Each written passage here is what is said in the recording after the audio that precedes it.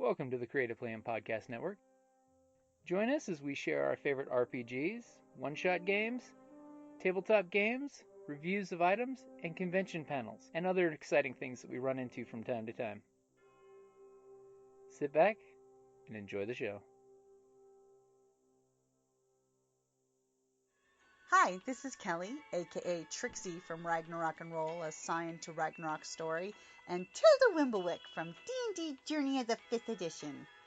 First off, I would just like to say thank you to everyone for listening to our varied adventures, as well as for rating us on iTunes and RPGpodcast.com. If you haven't rated us yet, we would greatly appreciate it if you could. And if you're looking for more ways to support our efforts, we are now on Patreon, a great site where you can help us continue making more podcasts, as well as some special surprises for our patrons. If you can, please look us up at www.patreon.com/cppn. Every little bit helps. And again, thank you for listening. Hey guys, Jim here with Creative Plan Podcast Network. I have a few of my friends joining me for RPGaDAY2020. August the 14th, the word of the day is banner. So say hi, guys. Hi, guys. Hi! So since we forgot to do introductions yesterday, please introduce yourself. Kellie. Tell us something about yourself, Kellie. It's, I'm tired.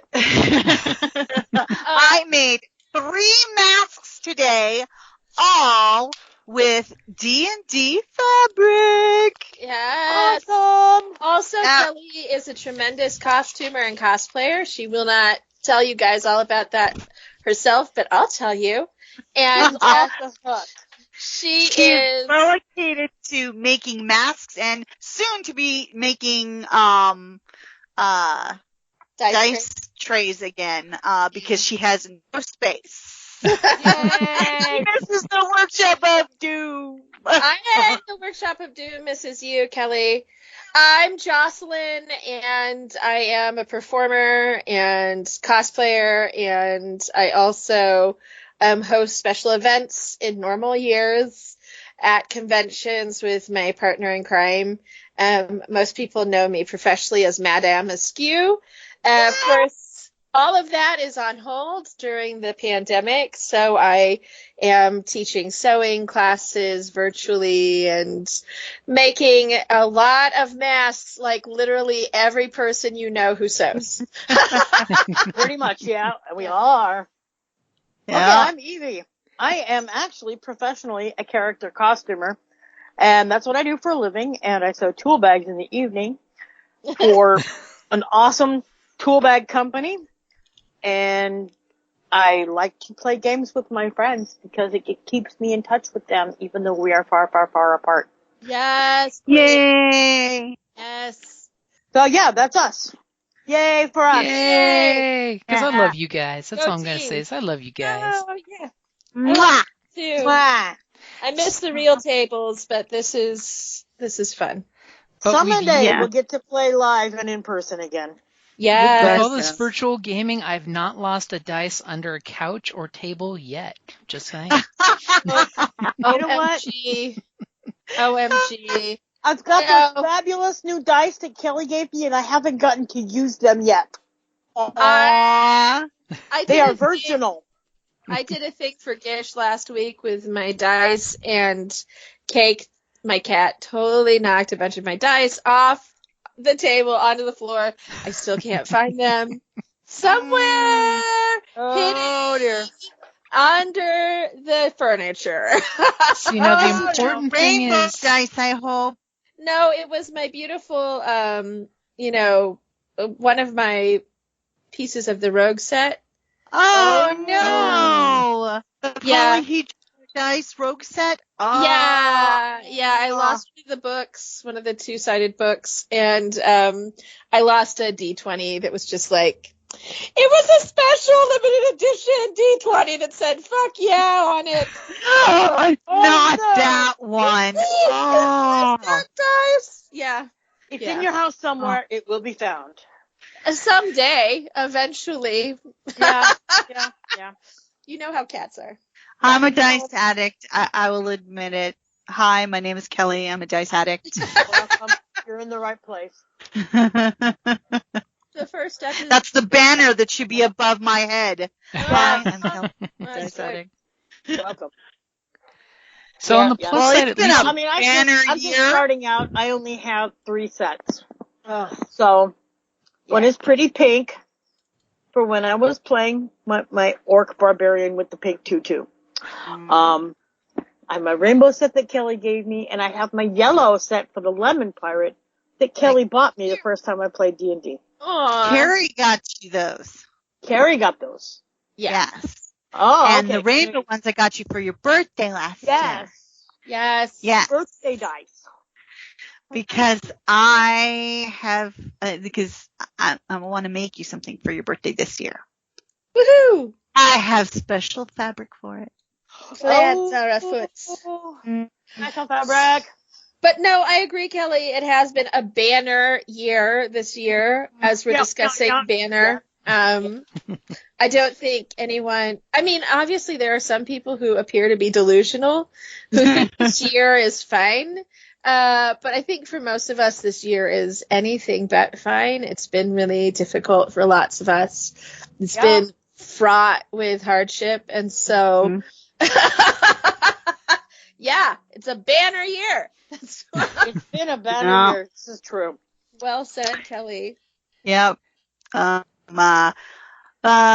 There's definitely a lot going on this year. And at the same token, a lot that's just not going on. Yeah. So, we need, banner. This is a hard one. I'm sorry. This is a hard one to do. Just from an RPG point of view, but I would say, it's a banner year. And normally I would always treat this as a literal suggestion, but I haven't made a banner in I don't know how long. The last banner I made was for Lady Golda for, the SEA, cause she's in the SEA and stuff. And this was like a long time ago. We're not going to say how long. Let's just say it was long before I met my husband. Key Scout banners. Well, I was thinking. Oh, that's right. Key Scout banners. Well, we've done the T-Scout banners, but no, what I was thinking of was the Warlords from 4th edition D&D had banners that they could plant, and they had some bonuses that I hope I'm not imagining this, but this is something I remember for 4th edition is warlords with their banners that would allow them to do stuff, and they could plant that banner and be if you're by this banner, you will get this bonus to your stats or this ability or whatever. It's been years since I played 4th edition, but that is one of the things I remember as being a really cool mechanic that Warlords had. They were a great class. They were a super good class. I liked them. They were fantastic. I did not get to play a Warlord, but a couple of my friends played Warlords, which is why I didn't get to play one, because we had too many in the party. You had too many Warlords, not enough followers. Yeah, no, I was a cheeky rogue instead, but it was really cool to see the way they could use that ability tactically and strategically in our campaigns. I will just go ahead and throw it out there and say I discussed Warlords with Duncan for many, many hours at our old work. Yeah, no, so Duncan, I can totally see Duncan playing a Warlord. I don't remember if Duncan played one, but our friend Russ did. He played a Tiefling Warlord. And I will tell you guys, Russ played a great Warlord. He played a great Tiefling. It was a really fun campaign. I am one of those nerds. That was when Tieflings had prehensile tails. Right. And I was one of those. You mean that was an option for our game, that I could have a prehensile tail and I never knew? No, that's 4th edition. They don't have prehensile tails anymore. So I'm one of those people who actually liked 4th edition, which I know is a rarity, but I really enjoyed it. And in that game, my rogue, I decided her backstory was that she'd grown up with this tiefling in the same town and thought of him as her brother. She was a halfling. He was a tiefling. He was grumpy. She was full of sunshine. He was serious. She was definitely not. And my personal banner for this character, if you will, was pink ribbons. And so for the entire campaign, I was always trying to tie pink ribbons to the warlord's tail. Or to other party members. And it had no game value in terms of, like, it didn't make our fighting better. It didn't, make our dice rolls better. It didn't have any strategic value. It made our lives better. But it was aesthetically pleasing to you.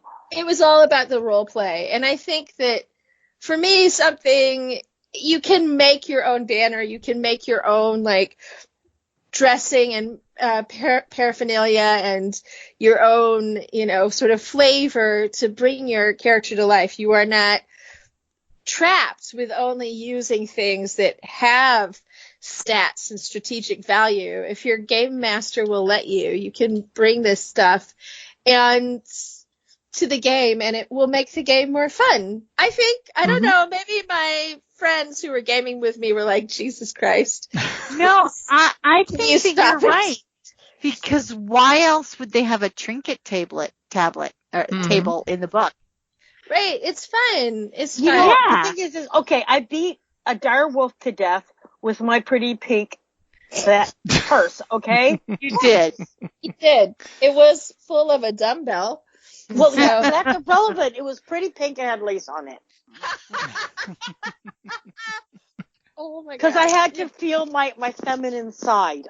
Yes, you did. You were a half-orc, right? I was a half-orc bearded lady. Yep. Strong woman in the Strong lady. Because that was the circus game. in my pink tutu. Yes. And my dumbbells were in my little pink bag. Circus Chimera. Yes. Chimera. That was fun. That was a fun game. I played the Mademoiselle, what was it? Dangereuse. Dangereuse. I can't even remember my character, but I was like, definitely. You were the bard. I was the ringmaster. Bard. Yeah. No, I just remember I was seducing everyone I could. That's my girl. That's my girl. That's my girl. If I could leave a string of pining women behind me at every town, that was what I was trying to do. What do you mean? You did. Also, I was looking to take down the aristocracy in a big way. Break hearts, destroy the aristocracy. I had goals. Represent, baby. Represent. I don't know where that's different and how that was role playing, because that's really what you try to do in real life. I mean, that's accurate. I was not really. Just make a banner, put it on the front of your house. Or take down the aristocracy. Actually, that character was me. I know. That's why I love that character so much. It was so beautiful. Thank you. Yeah. It was a joyous thing. You're right. I need a banner that's like, break hearts, take down the aristocracy in front of my house with like a loop on it. And lots of rainbow flags and Black Lives Matter signs. Oh my gosh. Yes, please. Yes, please. And Antifa as fuck. Oh my god. Yes. I should. Yeah. No, absolutely. You'll have so many banners on the front of your house that, you won't even see the house. Right. All the gamers will know. My banners will bring all the gamers to the yard. They'll be like, right, that house right there with all the banners. That's our people. Nice. Yeah. That's our people right there. Yeah. That's the waving our freak flag right there. So the other freaks can find us.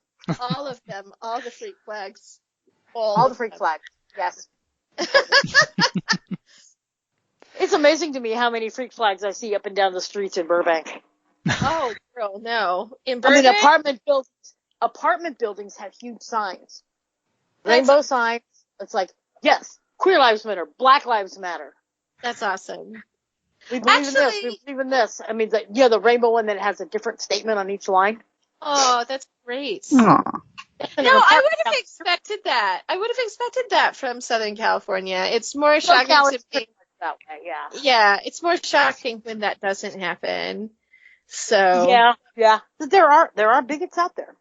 Oh yeah, no, I mean this is definitely a tangent to the conversation, but I have a friend who works in cybersecurity, and he's commented that the rise of hate groups in the sort of Los Angeles area is shocking in the last few years. So there are hate groups. Yeah. Out in Palmdale, Lancaster, there's a serious problem with it.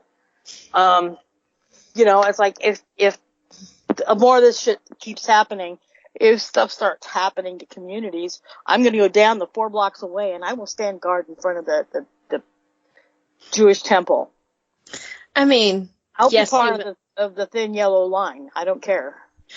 Evie, you are magic, and also like, not to be that girl, but if the lesbians come out, if our butch stud daddy lesbians come out to stand the yellow line in front of any organization, I feel real good about it. So. I'll just let you know, because the opportunity for finding somebody to date will be good. Yeah. You could combine it as a mixer on top of it. Yeah. Bring your beers and your masks, and we'll all hang out in front of.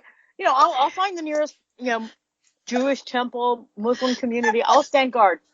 Yeah. The banner could read "Fight the establishment." Not gonna happen in my community. Not.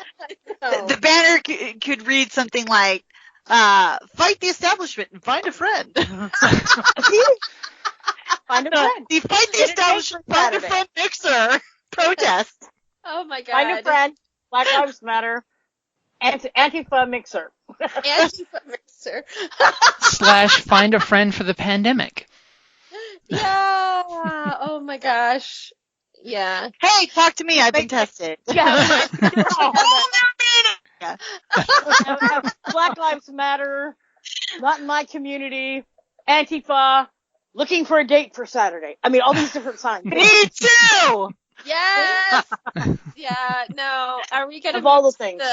We're gonna move to the mask code instead of the handkerchief code. Oh, totally. Yes, but see, masks are now a banner in their own right. Masks This is are true. a banner. Yes, they are. We make statements on them all the time now. Heck yeah, absolutely. Well, you have to wear them. Yep. Everybody sees them. And it's like having your statement we make on your them mask, individual. We make them. They can't tell you to take it off. Mm-hmm. Yeah. So they can say Black Lives Matter. They can't say you have to take that off. I mean, they can say what they want. It's not going to happen. No, I'm required to wear this in public. Mm-hmm. Yeah. This is my mask. So it's so right now in this banner year, we are expressing ourselves with these masks. They are required. Get it? It's required reading then, because but you can express yourself with your masks. At least those, of course, who can afford to either make their own or have them made. That's why I'm making them for my whole family, and it can be a personal this banner. way. Exactly. And, if you're not like handy in the way that Kellie is and can't make your own mask, though, like if you get a light colored mask, you can just get a Sharpie and write your banner phrase right on that mask. Exactly. Yes. I don't recommend sewing something to a mask directly. If anybody, it's like, don't like sew a button to it on the outside, goes through, because then you're sort of defeating the purpose of the mask. You can, if you want to accessorize it, there are ways to just don't try not to puncture it in the. Well, yeah, you can sew stuff to the outside. Don't do the liner part. So you still have a solid piece. And if you have a pocket that you can put a filter in, you still have pretty much close to an N95. Yeah. And you can still have, rhinestones. But don't go through the mask, the whole mask. Not all the way through. Just No. the outer layer, and you still can put in your filter and be safe. Yeah. Like all of mine are made with 2 layers of 100% cotton, a lining and the decorative fabric. Yeah. And then the decorative fabric is, I use a fusible interfacing, a non-woven, interfacing, between that. Yeah. Adhere to it so that there's extra levels, so it's. Yeah. See, I can't breathe through 2 layers and a filter. Mostly I just keep distance. I only put the filter in when I'm going to be like in the grocery store. I'll put the filter in. But you know what? As long as you have those 2 layers and the people around you are also masking, the efficacy is actually really high. So, yeah. I mean, they're saying less than 1% transmission. Right. Like the filter will assist, but you're already at less than 1%. So just having the 2 layers is. So, I mean, if you sewed a lot of stuff through, I know Renee is sewing the outer part. She's embroidering on them for people. Yeah, but she has it lined and stuff. Yeah. There's a liner layer that's totally not got holes in it. But like what I'm saying is don't sew all the way through it. No. That's like poking a hole in a condom. Exactly. It's a bad plan. It.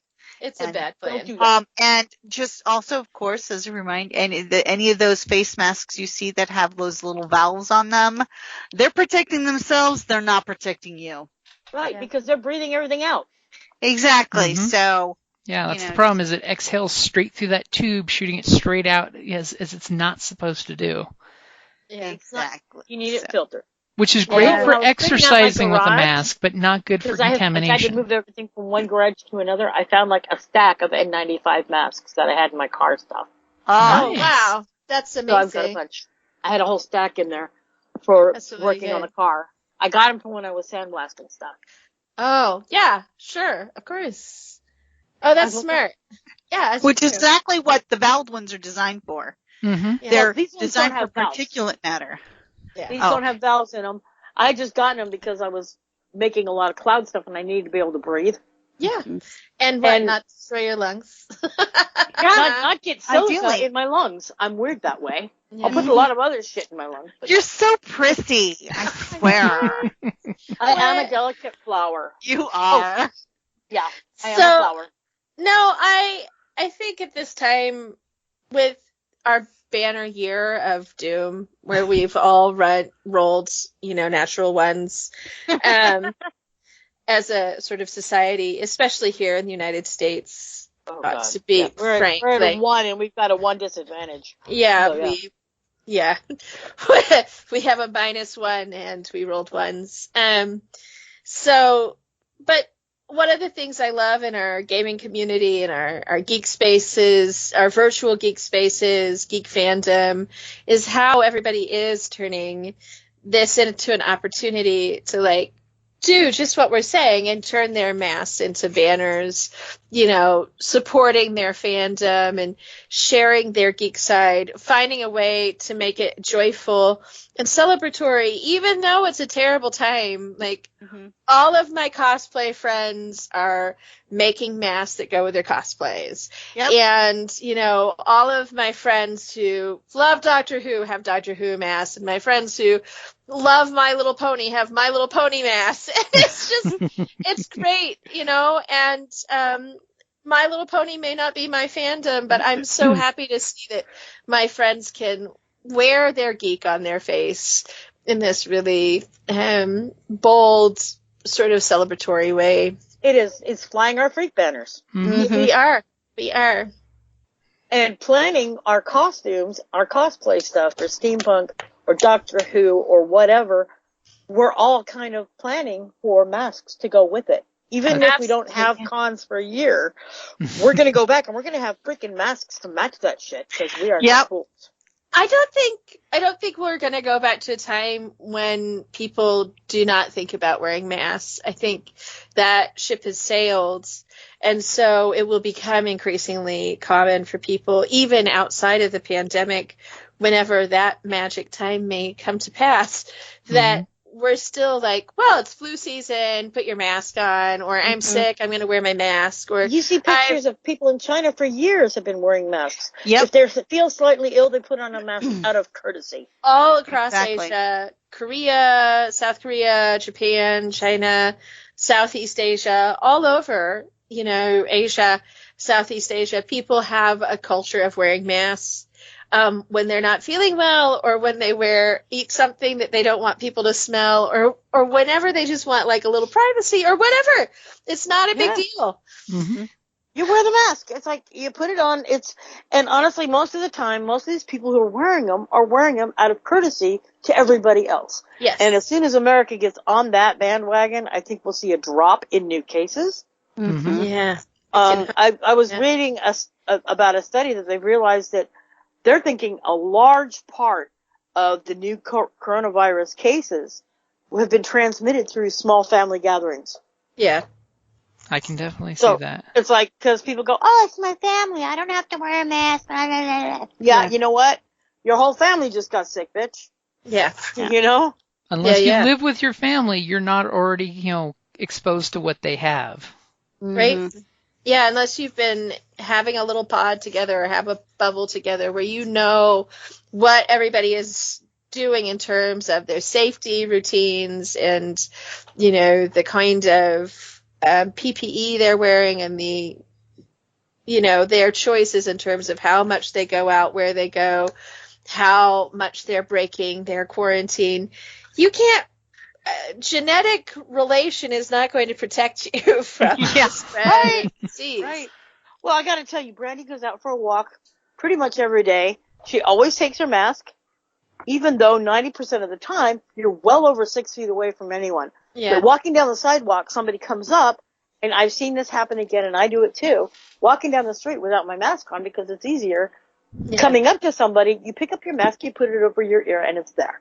Yeah. And so you're more than 6 feet away, and you kind of nod at each other and say, hello, how's it going, blah, blah, blah. Okay, cool, and you walk on, and then you can take your mask off again. Mm-hmm. But it's like you always have it on you. I don't wear it in the car because holy crap. I mean, yeah. I'm the only one in the car. I don't care. Yeah. No, I tend to take mine off in the car unless I'm immediately going to another place or if I think my hands are really filthy.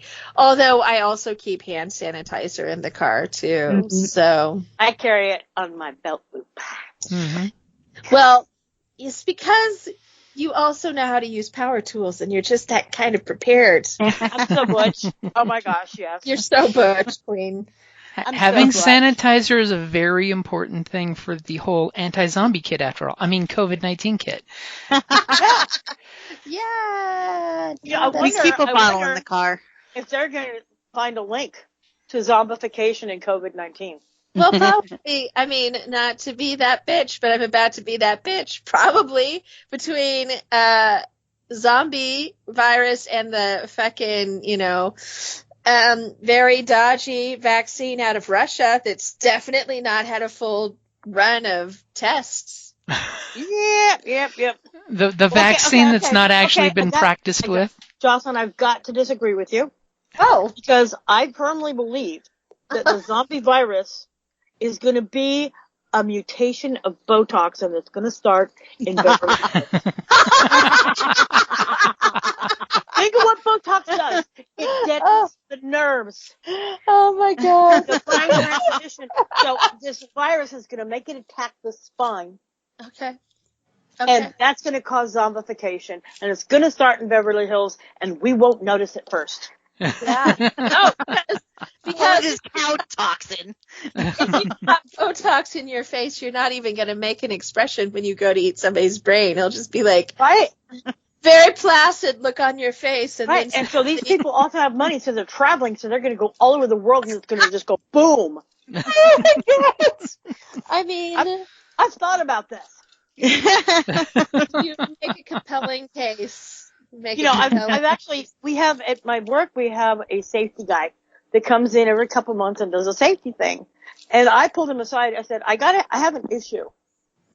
Because you have like earthquake preparedness, fire preparedness. When are we going to talk about zombie apocalypse? Actually, Because I think we need to. He goes, oh, that's a whole week-long project. I go, yeah, you need to get on that shit. they actually, years ago, the government put out The a CDC. whole the survival thing for surviving the zombie apocalypse. And because they were using it as an analogy to be prepared for any natural disaster, so they put out all these recommendations and stuff, but they were using zombie apocalypse as and I thought that was a brilliant idea because a lot of people started paying attention to it. Right. Yeah. Read it. Because, Mhm. oh my God, Viral too. Cool. Yeah, even the Pentagon shared it when the CDC posted it because it was their big push for the next hurricane season was coming. So they basically decided we need to get people's attention because obviously too many people are not taking these things seriously and they're getting worse and worse lately. They're not looking at them. They're not seeing the banner ads. Like I bring it back around. Good pull around. I like that. Yeah. There you go. Oh my God. So Yeah, I know flat out. I've got plans. We've got family plan in place for what we're gonna do when the zombie apocalypse hits. Well, I guess my plan these days is to pack as much as I can into the car with me and the cats, and then go to Glen. So That's a long we do trip, need to go girl. north. We do need to go north because honestly, think about all the zombie movies. It's all in warm places. Mm-hmm. The zombies If they don't freeze generate solid, they heat, can't so freeze they will down. freeze solid. Well, and also, we don't have enough water here in the desert. If our utility services go under because the zombies have eaten all the people who work at the water plant, we're gonna run out of water to drink. So might as well just leave. The Southwest Jim has returns solar to the power desert. as well. The family plan is we meet up at Kathy's place in Utah, and we head up north to Idaho and Canada. Because the colder it gets, the less likely you're going to be killed by zombies. Well, Don't go to the south because it stays warm. yeah, no. Also, you've Just got be the mighty desert careful. or you've got swamp. Be careful Unless during the of course first you're thaw of talking about each virus. year. That's a whole ball of wax. The hidden zombies that defrost.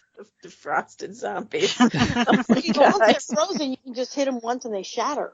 Yeah, or decapitate them while they're frozen. They can't be chasing you. If they're frozen. Oh my God. Or the worst thing is you're walking through knee-deep snow and all of a sudden you feel mostly frozen fingers start grabbing at your legs. No, Jim. No. No. First of all, Not a pleasant image. I don't walk through snow. That's absurd. That's absurd. That's how people die of cold. Yeah, no. Cold, stay in the house. Come on, we're not idiots. Oh, what? Not walking through snow. I'm okay with it, but see, if it's mostly frozen fingers, you can kick them good and hard. Yeah, there you go. They're gonna be slow. Yeah, they're gonna be slow. So since we are talking about zombies, it's important to remember: go somewhere where the zombies are going to be really slow. Mm-hmm. Well, I'm just taking a page out of Octavia Butler's book and going to the Pacific Northwest, where I will rescue my partner in all things silly, Glenn, and we'll start our own queer commune, and that's what we're going to do. Yes. You're welcome to join us. There will be beverages. It will be fabulous. Ooh, maybe I'm going to go to the Pacific Northwest because the beverages. Because I'm all about the beverages. As long as I can have a garden, I'll be fine. Oh, girl, you're in charge of the garden. I will grow the garden for our food. Yeah, I'll make bread, I've seen the garden that Yogi's works on. It looks fantastic. That garden? Good. That's the garden I helped build.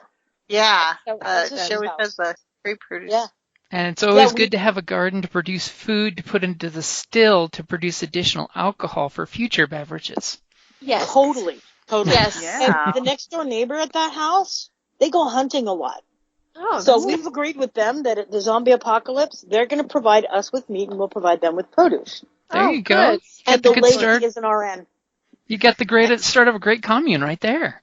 Right there. Right. Yeah. It's like, we talked about this. Zombie apocalypse, we're circling the wagons right here. That's awesome. It's like, goes absolutely.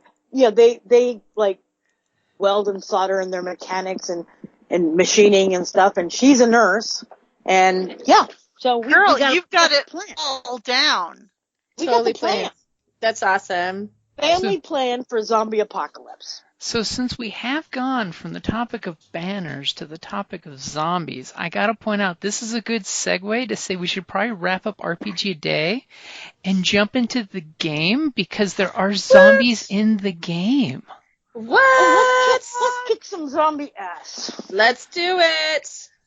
All right, so for I RPG a don't Day, negotiating with the zombies. for RPG a Day 2020 banner, that's a really good place to wrap it up there. Right on. Woohoo! Thank you for listening to the Creative Play and Podcast Network. And feel free to enjoy our other shows, such as D&D Journey of the 5th Edition and Scion Ragnarok and Roll, a Scion hero to Ragnarok story. Thank you for listening.